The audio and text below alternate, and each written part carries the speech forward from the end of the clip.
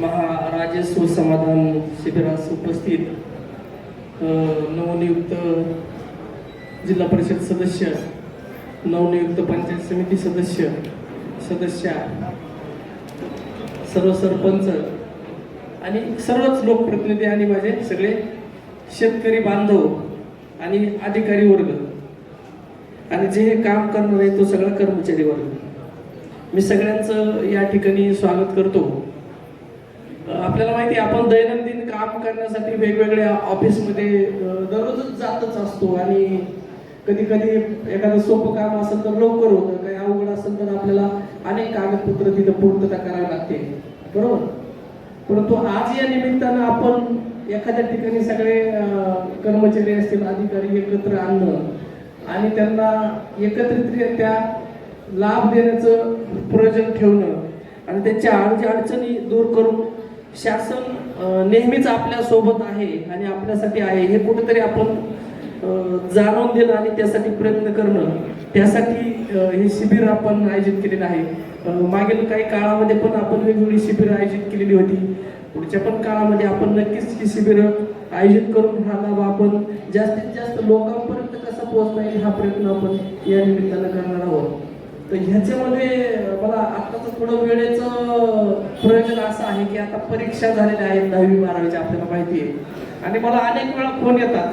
तर आजच आत्ताच येताना मेसेज आला की उद्या नीटची शेवटची तारीख आहे आणि दाखला मंजूर करून द्या. ठीक आहे, आता ऑनलाईन दाखला आहे, आपण आपल्याला मंजूर करता येतो म्हणून, म्हणजे रात्री ऑफिसला नसलं तरी आपण ते डिजिटल सही असल्यामुळे घरी असलं तरी आपण मंजूर करू शकतो. परंतु पहिल्या काळामध्ये आपल्याला माहिती आहे आपण विद्यार्थी दशेत असताना ऑनलाईन नव्हतं काही. 6 वाजता ऑफिस बंद होऊन आपण 7ला गेलो तर तिथं कुणी सापडायचं नाही. पण माझं असं या निमित्ताने सगळ्यांना विनंती आहे की आपण सगळेच उपस्थित बांधव म्हणजे तुमच्या माझ्या सहित आपण जे 10वी 12वीचे आपल्या गावामध्ये मुलं आहेत, 11वी, त्यांच्या पालकांना आवर्जून सांगायला पाहिजे की आता तुम्ही तातडीने अर्ज करा. आज आपण काही दाखले या शिबिराच्या निमित्ताने तयार केले होते, परंतु या परीक्षेनंतर वेगवेगळे फॉर्म त्यांना भरावे लागणार आहेत. इंजिनिअरिंग असतील, मेडिकल असतील, वेगवेगळ्या परीक्षा असतील, तर त्यांना आपण आवर्जून सूचना द्यावी, त्यांच्या निदर्शनास आणावी की तुम्ही लवकरात लवकर फॉर्म भरा आणि वेळेवर दाखला तो प्राप्त करून घ्या. हे या निमित्ताने आपण सांगितलं तर आपण जे काही आपण एवढे आज जे 200-300 लोक जमलेले आहेत तर त्याचा काहीतरी निश्चित फायदा होईल, है ना. हे या निमित्तानं सांगावं अशी मी सगळ्यांना विनंती करतो तुम्हाला. त्याच्यामध्ये जातीचे दाखले असतील, नॉन क्रिमिनल असतील. नंतर याच्यानंतर दुसरा एक महत्वाचा विषय असा होता की आपल्याकडे जिवंत सातबारा मोहीम आपण मागे चालू केली होती. ह्याच्यामध्ये काय की आपल्याला माहिती असतं गावामध्ये कोणीतरी व्यक्ती मयत झालेली आहे आणि त्यांच्या वारसांची नावं लागलेली असतात, आहे ना, आणि त्याच्यामुळे त्यांना काही वेगवेगळा लाभ घेता येत नाही. तर आपण ही गोष्ट आमचे तलाठी असतील, मंडळ अधिकारी असतील किंवा माझ्या तहसीलदार साहेबांच्या जरूर आवर्जून निदर्शनास आणावी. आणि जर तो व्यक्ती शेतकरी एखादा जर मयत झालेला असेल तर त्यांच्या वारसाची नावं आपण या निमित्ताने त्याच्यावर लावू. प्रोव्हाइड आपल्याला तिथे काय की त्या वारसामध्ये वाद नसावेत. मगाशी जर सांगितलं की बहीण भाऊंचे काही बहिणी हक्क मागतात, ठीक आहे, त्यांना काय दिले हक्क दिला आपण काही त्या करू शकत नाही, परंतु त्याच्यामुळे नाही दिला तर मग ते वाद आमच्याकडे येतात आणि आपल्याला मग ते कायदेशीर मार्गाने सोडावं लागतात. तर ते वारसाचे जे फेर आहेत ते आपल्याला घ्यायचे आहेत. तर हे थोडं आपण जागरूकतेने हा मेसेज आपल्याला आपण दिला पाहिजे की म्हणून आपण जर आपल्या त्या गावामध्ये असो तर तो ग्रामपंचायतचा बोर्ड असतो, सातबारावर एखाद्या मिळत असेल आणि त्याचं नाव जर नोंदवलं नसेल तर तो वारसाचा फेर ह्या निमित्तानं आपल्याला या शिबिराच्या घ्यायचा आहे. म्हणजे आज नाही झालं तरी काही हरकत नाही, आज शिबिर संपलं म्हणून काही आपण थांबणार नाही. उद्या परवा ह्या आठवड्याभरात ते आपण ते काम करून घ्यायचं आहे. आणि तिसरा विषय असा होता की आपल्याला माहिती आहे नवीन शासनाने एक अध्यादेश आणला मागच्या महिन्यामध्ये. जमीन येणे करायची गरज नाही. सगळ्यांनी बऱ्यापैकी ते ऐकलं असेल, काय व्हॉट्सअपवर खूप फिरत होतं येणे करायची गरज नाही, आता येणे करायची गरज नाही. तर ते थोडं मी तुम्हाला समजावून सांगतो तो विषय काय आहे. पूर्वी काय करा नाही बोलू नका कृपया, थोडा वेळ सहन करा. आपल्याला काय माणसाच्या मेंदूची अर्ध्या तासापेक्षा जास्त ऐकायची क्षमता नसते कोणाची, ती सायन्स आहे. पण आता मी तुम्हाला या सगळ्या गोष्टी सांगितल्याशिवाय सोडणार नाही, त्याच्यामुळे आपण कृपया थोडं चित्त एकाग्र ठेवून ऐका. मी आकृषिक GR बद्दल तुम्हाला सांगत होतो. तर आपल्याला काय झालं की पहिले आपल्याला वेगळी कलेक्टर ऑफिस कडून परवानगी घ्यायला लागायची आणि बांधकाम करायचं असेल तर बिल्डिंग परमिशन घ्यायला आपल्याकडे PMR आहे ना जवळपास 8 गावामध्ये, तिकडे जावं लागायचं. तर आता काय झालेलं आहे की हे सेक्शन 44 शासनाने कायद्यातून काढून टाकलं. म्हणजे तुम्ही ज्यावेळेस बिल्डिंग परमिशन आणि प्लॉटिंगचा लेआउट सँक्शन करायला जाणार तिथंच तुम्हाला वन टाइम टॅक्स भरायचा. किती वेळा भरायचा? एकदाच. बरोबर. म्हणजे आयुष्यात एकदाच भरायचा. आपल्याला पूर्वी येणे टॅक्स दरवर्षी भरावा लागायचा. बरोबर. म्हणजे जो शेवटी आता काय टॅक्स शिवाय शासन चालत नाही. आपल्याला माहिती वेगवेगळ्या सामाजिक योजना जर आपल्याला राबवायच्या असेल तर सरकारला कर हा जमाच करावा लागतो. प्राचीन काळापासून वाचलेले आपण चाणक्याच्या काळापासून. त्याच्यामुळे त्याला इलाज नसतो. परंतु आता ही गोष्ट थोडी शासनानं सोपी केलेली आहे. ह्याच्यामध्ये आपल्याला काय एकदाच टॅक्स भरायचा आहे. तुम्ही म्हणजे आज जर मला एखाद्या जमिनीचा कृषी वापर करायचा असेल, मला समजा इथं बिल्डिंग बांधायची आहे किंवा इंडस्ट्री टाकायची आहे एखाद्याला, तर आपल्याला काय आहे की त्याला जिथं मंजुरी घेणार आपण त्या प्लॅनिंग अथॉरिटीकडून. आता आपल्याकडे काय प्लॅनिंग अथॉरिटी कुठे येतात? 3 गोष्टी आहे ना. आपल्याकडे प्लॅनिंग अथॉरिटी आहे PMRD, बरोबर, वरवणपर्यंत. नंतर आपल्याकडे प्लॅनिंग अथॉरिटी आहे नगरपालिका क्षेत्रात. आणि जिथं कोणी नाही तिथं प्लॅनिंग अथॉरिटी सध्या कलेक्टर आहे, बरोबर. जी राहिली 10-12 गाव असतील तर तिथं. तर इथं आपण त्या ऑनलाईन BPMS जी प्रणाली आहे, बिल्डिंग परमिशन मॅनेजमेंट सिस्टीम नावाची, तर हे पण सगळं ऑनलाईन झालेलं आहे. म्हणजे काही काळानंतर मला माहित नाही, आधार कार्ड जर आपण जोडलं तर मतदान सुद्धा घरून करता येईल लोकांना. म्हणजे हा जो आपण प्रपंच करतो त्याची गरज राहणार नाही. तर ठीक आहे, असो, त्याला किती वेळ लागेल माहिती नाही. आपण सगळे आता ट्रान्झिशन फेज मधून आहोत, बदलत्या ह्याच्यामध्ये तंत्रज्ञानाच्या काळातून जात आहोत. तर ह्याच्यामध्ये काय करायचंय तर त्याला परमिशन घेताना एकदाच तो टॅक्स भरायचा. तर टॅक्स किती भरायचा आहे? बाजार मूल्याच्या 1000 स्क्वेअर मीटरच्या आतलं जर आपण ते बांधकाम किंवा लेआउट असेल आपला तर त्याच्या 0.10%. जर 1000 स्क्वेअर मीटर ते 4000 स्क्वेअर मीटर असेल तर 0.25%. आणि 4000 स्क्वेअर मीटरच्या वरती जर आपलं बांधकाम किंवा काय असेल तर त्याला टॅक्स भरायचा आहे 0.50% बाजार मूल्याच्या. हा एकदा तुमचा टॅक्स भरला तर पुन्हा तुम्हाला दरवर्षी टॅक्स भरायची गरज नसणार आहे. आणि आता ह्याच्यामध्ये फक्त एकच प्रोव्हिजन आहे की आता ज्यांचं पूर्वी येणे झालंय, आता काहीच्या ह्याच्यात असं समज होतं की आता मागचं पण फरक काही द्यायचं नाही, तर तसं नाही आहे. ज्या वर्षी आपण समजा माझ्याकडे 2010ला मी येणे केलं असेल तर त्यावेळेसच्या व्हॅल्यूच्या पर्सेंटेजमध्ये टॅक्स भरायचा. कारण काय की भविष्यात त्याला भरायची गरज नाही. म्हणजे थोडक्यात वन टाइम हा टॅक्स भरायचा आहे. तर माझी अशी विनंती आहे की आपण जर कुणी आपल्या सगळ्या संपर्कातले असेल तर ते त्या एकदाचा टॅक्स भरून कायमस्वरूपी त्याच्यापासून मुक्तता मिळवावी, हे या निमित्तानं मी सांगू इच्छितो. ह्याच्यात काय अडचण असेल तर जरूर आम्ही मदत करू. कुणाला काय अडचण असेल तर जरूर माझ्यापर्यंत पोहोचा, काय हरकत नाही. हे 3 मुद्दे होते. दुसरं असं आहे की शासनाने मागे तुकडेबंदी व्यवहार नियमानुकूल करण्याची योजना आणली होती, बरोबर. तर ह्याच्यात काय होतं की आपल्याकडे जिथं प्लॅनिंग अथॉरिटी आहे आणि एखाद्या समजा यवत पासून 1-2 किलोमीटर काहीतरी इंडस्ट्रियल झोन डिक्लेअर केला असेल समजा, किंवा रहिवासी झोन डिक्लेअर केला असेल, बरोबर. अशा झोन मध्ये जर तुकडा पडलेला असेल तर तो तुकडा आपल्याला विनामूल्य नियमानुकूल करता येतो. तर असा झोन मध्ये असलेला काही तुकडे बंदीचा व्यवहार असेल तर तोही आपण अर्ज करून नियमानुकूल करून घ्यायचा आहे. नंतर आपण सामाजिक न्याय योजना आता सांगितलं. सुरुवातीला एक पहिली छोटी ताई आली बघा, तिच्याकडे पाहिलं असेल तुम्ही. म्हणजे आपण खूप उशीर केला तिला लाभ द्यायला.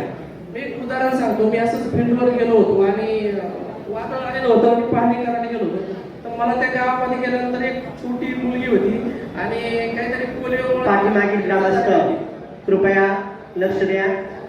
आम्ही जास्त वेळ घेणार नाही, 1-2च उदाहरण सांगतो तुम्हाला.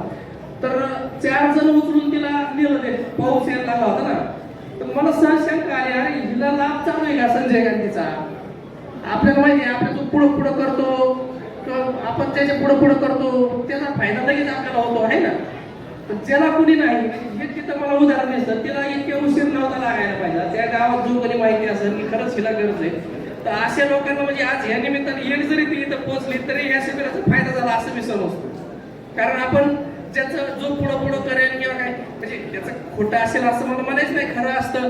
पण तो जो राहिला आहे, ज्याला कुणीच नाही, वंचित आहे, त्याच्याकडे पण आपण या निमित्तानं पाहिलं पाहिजे. तर असे काही दिव्यांग असतील आपल्या याच्यामध्ये, त्याची थोडी परिस्थिती बरी असली तरी त्याची हेळसांडच होती ना. कारण त्याला चांगल्याने थोडंच बघतात, आहे का नाही. उचलायचं म्हणल्यावर पडते ना तसेच, बस नाही उचलत, बरोबर ना. म्हणजे असे जर आपल्या याच्यामध्ये कुणी व्यक्ती असेल, प्रत्येक गावातून 1-1 जरी मिळाली तर अशा 10-20 लोकांना आपण ह्या शिबिराच्या निमित्ताने लाभ देऊ शकलो तर त्याचा आपल्याला फायदा होणार नाही. तर हे थोडंसं सर्वांनी लक्ष द्या. त्यानंतर काही विधवा स्त्रिया असतात, काही म्हणजे त्यांची मुलं 18 वर्षाच्या आतली असतात, ते करू शकत नाही ना, शेती जरी असली त्यांच्याकडे मुलं लहान असल्या कसे करणार. तर अशा पण आपण थोड्याशा ज्या काही महिला आपल्या निदर्शनास आल्या तर त्यांना आपण ह्या निमित्ताने लाभ द्यायचा आहे. नंतर काय आहे की आपल्याकडं वाद असतात, साहेबांनी सांगितलं असं, आपण आता अनेक वाद सुरू आहेत. तर माझ्याकडं आता 2 वाद सुरू आहेत. तर मिटवण्यासारखं असेल तर मी बऱ्याच वेळा प्रयत्न करतो तिथं केस चालू असताना. आता काय झालं, एक वडील आणि 4 मुली आहेत, त्यांना मुलगा नाही. आता वडील म्हणतात 4 मुलं शेती देणार नाही, मुली म्हणतात आम्ही त्यांना सांभाळतो. मुली म्हणतात नाही, आता म्हातारपणी हे लग्न करणार आहे तर ती शेती त्यांना देणार आहेत. आता मी काय डोक्याला हात लावून घ्यायचा का? मग अशा आमच्या 3-4 तारखा चालल्या. त्या मुलींना खूप वेळा समजावून सांगलं, अरे वडिलांना सांभाळा, आता वय दिसतंय त्यांचं 70-80. आपल्याला माहिती ना माणसाचं आयुष्य किती, शेवटी किती दिवस जगणार आहे. उद्या एखादा माणूस मारल्यानंतर किती डोकं आपटलं, किती जेवण पंक्ती घातल्या तरी तो माघारी येणार आहे का? येणारच नाही ना. त्याला काय माहिती मागे किती यांनी गाव जेवण जरी घातलं तरी त्याचा काय अर्थ आहे का? जोपर्यंत जिवंत आहे तोपर्यंत सांभाळायला अर्थ आहे ना. मग ते आता कालच्या केसमध्ये ती मुलगी तयार झाली, आम्ही डबा पोच करतो, हे करतो, मग आम्ही लिहून घेऊ तसं, आणि बाबा जरा कन्व्हिन्स झालेले आहेत. मग मी थोडासा जर असा विचार नुसतंच कागदोपत्री विचार केला असताना, ऑर्डर करून टाकली असती तर भांडण थांबलं असतं का हो? नसतं थांबलं.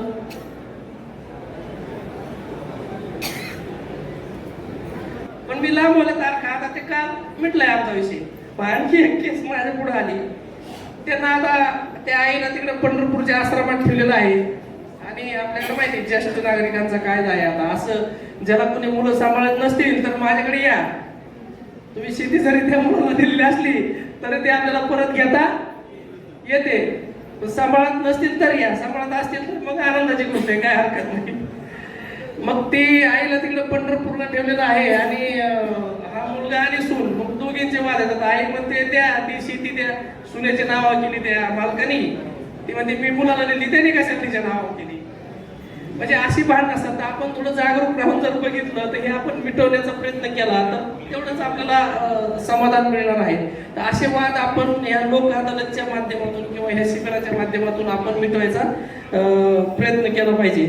ह्याच्यामध्ये आणखी एक आपल्याकडे खूप साऱ्या वर्ग 2 जमिनी आहेत, बरोबर. आपल्याला काही जुने इनाम मिळाले आहेत, काही गायरान जमिनी वाटप झालेल्या आहेत, फॉरेस्ट लँड वाटप झालेल्या आहेत. तर आता ते आखाडी पडचं एक चालू आहे. तर अशा जमिनी असेल तर आपण शासनाकडे त्याला काही प्रीमियम होता. मूळ जमीन सरकारची होती आहे ना, शासनाने आपल्याला कसायला दिलेली आहे. पण आता आपल्याला वर्ग 1 करायची, म्हणजे आपण स्वतः त्याचं मालक होणार पूर्णपणे. तर असे काही कुणाचे करायचे असेल तर ते अर्ज तुम्ही भरा, आपण कलेक्टरकडे ऑफिसकडे पाठवून त्याचा पाठपुरावा करून ते वर्ग 1 करून देण्याचा देखील प्रयत्न करू. आणखी काही आता आपल्याकडे इथं ॲग्रिस्टॅगचं काम चालू आहे. आपल्याला माहिती आहे ॲग्रिस्टॅग नावाची शासनाने एक युनिक आयडी प्रत्येक शेतकऱ्याला मिळणार आहे. आणि पुढच्या काळामध्ये ज्याला तो युनिक आयडी आहे त्यालाच ते लाभ देणार आहे. मग काय होणार, काही लाभ आला त्याच्याकडे तो ॲग्रिस्टॅगचा नंबर नसेल तर त्याला तो वेळेत मिळणार नाही. मग त्याला वाटत माझ्या शेजाऱ्याला मिळलं आणि मला काय मिळलं नाही. तर त्या निमित्तानं आपण हे सगळे ॲग्रिस्टॅगचे नोंदणी आपण करून घ्यायची आहे. नंतर कुणाचं आधार अपडेशन असेल, काही आपण रेशन कार्ड फॅमिली विभाजन झालेलं असेल किंवा रेशन कार्ड नवीन पाहिजे असेल किंवा नाव कमी करायचं असेल, लग्न होऊन गेलेल्या महिला असतात तर ते पण आपण या निमित्ताने करूया. मला वाटतं आपल्या आरोग्य अधिकारी मॅडमनी बाहेर ह्याचं ब्लड प्रेशर आणि शुगर चेकअप तुम्ही त्यांना ठेवायला सांगितलेलं आहे. जसं बघाशिवाय ही काही यशस्वी होऊ शकत नाही. त्यामुळे आपण सगळ्यांनी एक टीम म्हणून हा कार्यक्रम आणि पुढचे सगळे कार्यक्रम दौंड तालुक्यामध्ये यशस्वी नक्कीच कराल आणि आपलं सहकार्य लावेल याची मला खात्री आहे. आणि पुन्हा एकदा मी आपण सगळ्यांनी आपला अमूल्य वेळ काढून या शिबिरास उपस्थित राहिला त्याबद्दल आभार मानतो. एक सांगायचं, आयुष्यमान कार्ड काढायचं पण तिथं चालू आहे. आपल्याला जे आरोग्याच्या वेगवेगळ्या योजनांचा लाभ घ्यायचा असतो तर ते पण कृपया आपण काढायचं आहे. आणि आजच नाही, एखादा नसेल आज आला तर उद्या परवा वगैरे पण आपण संपर्क करून ते काढू शकतात. ठीक आहे, मी लांबलेलं माझं मनोगत संपवतो. सर्वांचे आभार, थँक्यू, धन्यवाद. धन्यवाद साहेब. या शेतकऱ्यांमध्ये या संदर्भामध्ये बरीचशी चर्चा आली आणि सातबारे दुरुस्ती किंवा बोगट वर्ग 2 करण्यासाठी अनेक शेतकऱ्यांनी याचा लाभ घ्यावा अशी या ठिकाणी उपस्थित असलेल्या शेतकऱ्यांनी याला लाभ घेण्यासाठी पुढील काळामध्ये त्यांना काही उपाययोजना कराव्यात या संदर्भात आणि ह्या आजच्या शिबिराचं नेमकं शेतकऱ्यांसाठी काय नियोजन आहे आणि कशा पद्धतीमध्ये त्यांचा लाभ होऊ शकतो याबाबत आपण थोडक्यात समाधान व्यक्त करावं नागरिकांचं. आज आपण या ठिकाणी छत्रपती शिवाजी महाराजस्व अभियान समाधान शिबिराचं आयोजित केलेलं आहे. शासनाच्या निर्देशानुसार महसूल मंत्री असतील जिल्हाधिकारी महोदय असतील यांच्या सूचनेनुसार आपण 7 आणि 14 मार्चला 2 तालुक्यामध्ये शिबिर आयोजित केलेले आहे. त्यानंतर 10 आणि 17 एप्रिलला देखील आपण शिबिर आयोजित करणार आहोत. 8 आणि 15 मेला तालुक्यामध्ये आपण वेगवेगळ्या ठिकाणी शिबिर आयोजित करणार आहोत. यामध्ये आपण ज्या पद्धतीने सांगितलं वर्ग 2 जर जमीन असेल तर ते शेतकऱ्याला अर्ज आणि शासनाचं जे काही प्रीमियम आहे ते भरून ती वर्ग 1 करता येईल असा प्रस्ताव जर दाखल केला तर तो आपण तातडीने मंजुरीसाठी आपण तो माननीय जिल्हाधिकारी यांच्याकडे पाठवूयात. त्याचप्रमाणे यामध्ये आत्ताच आपल्याला माहिती आहे 10वी आणि 12वीच्या परीक्षा येत्या काळात सुरू आहेत आणि त्यांना वेगवेगळ्या ठिकाणी ॲडमिशन घेण्यासाठी दाखले लागत असतात. हे दाखले आपण वेळेत देता येईल त्या त्यांची अडचण होऊ नये म्हणून आपण या शिबिराच्या माध्यमातून हे दाखले आपण देणार आहोत घरपोच या शिबिराच्या ह्याच्यामध्ये. यामध्ये बहुतांश शेतकऱ्याचीच मुलं आहेत आपल्याकडं. शाळेचा त्याच्यामध्ये सहभाग आपण घेत आहोत आणि जे काही आमचं तहसील कार्यालय विभाग कार्यालय असेल यांच्यामार्फत आपण हे दाखले आपण घरपोच करत आहोत. त्यामध्ये वेगवेगळे आपले माहीत सेवा केंद्र आहेत त्यांच्यामार्फत अर्ज प्राप्त करून घेणे पुरावे जमा करणे आणि दाखले वाटप करणे हा या शिबिराचा हेतू आहे. नंतर आपण काय याच्यामध्ये जिवंत सातबारा मोहीम आपल्याकडे सुरू आहे. ह्याच्यामध्ये जर एखादा शेतकरी मिळत असेल तर त्याच्या ज्या वारसाच्या ज्या नोंदी आहेत त्याही आपण या शिबिराच्या निमित्ताने करत आहोत. तर वेगवेगळे जे काही सामाजिक न्यायाच्या योजना आहेत जे गरजवंत आहेत समजा पात्र लाभार्थी तर त्यांना लाभ आपण या शिबिराच्या निमित्ताने देत आहोत. त्यानंतर आत्ताच शासनाने एक महत्त्वाकांक्षी निर्णय घेतलेला आहे. कृषी परवानगीची अट शासनाने रद्द केलेली आहे. म्हणजे एखाद्या ज्याला उद्योग व्यवसाय करायचा आहे त्याने जर बिल्डिंग परमिशन घेतली आणि लेआउट सँक्शन घेतलं तर त्याला एक रकमी जे काही मूल्य आहे ते भरून त्याला तीच येणे परवानगी गृहीत धरली जाणार आहे. वेगळ्याने त्याला काही परवानगी घ्यायची गरज नाही आणि हा जो काही टॅक्स आपल्याला दरवर्षी त्यांना भरायला लागत होता तो आता भरायची गरज नाही. हे फार सुटसुटीत झालेलं आहे ज्यांना उद्योग व्यवसाय करायचा आहे. या गोष्टीची पण आपण या शिबिराच्या निमित्तानं हा विषय सगळ्या जनतेपर्यंत पोहोचवत आहोत आणि त्यांना पण चांगला प्रतिसाद मिळत आहे.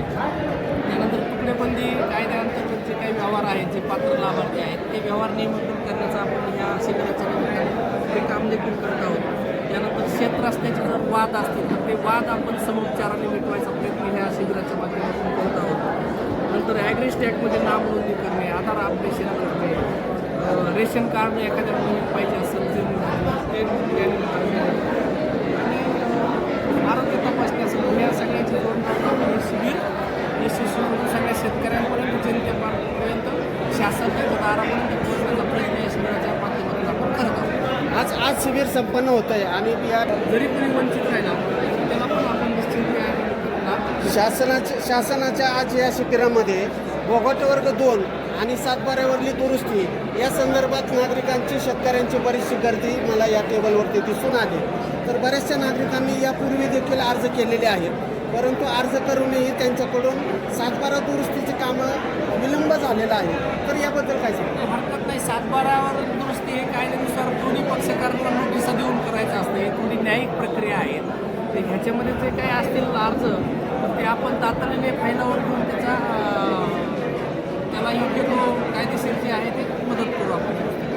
दुसरा मुद्दा महत्त्वाचा असा आहे बोगट वर्ग 2 ही प्रक्रिया पूर्वीप्रमाणे फार शेतकऱ्यांना अशी जाचक होती की त्यांना असं वाटायचं जिल्हा कार्यालयामध्ये जाऊन त्याचे अर्ज करून त्याला बराच वेळ लागतो.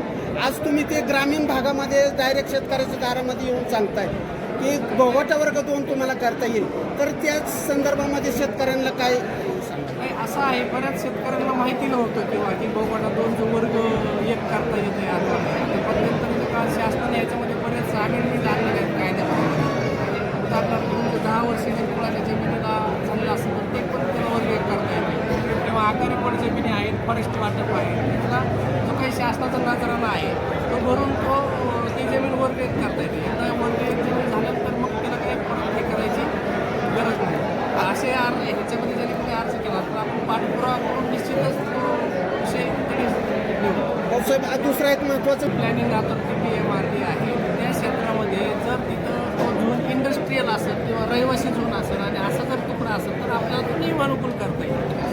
हे मी या निमित्तानं कारण का आपण व्हॉट्सअपवर याच्यावरती पाहतोय की तुकडेबंदी कायदा आता बंद झाला आहे की तुम्ही खरेदी व्यवहार करू शकता 1 गुंठ्याचा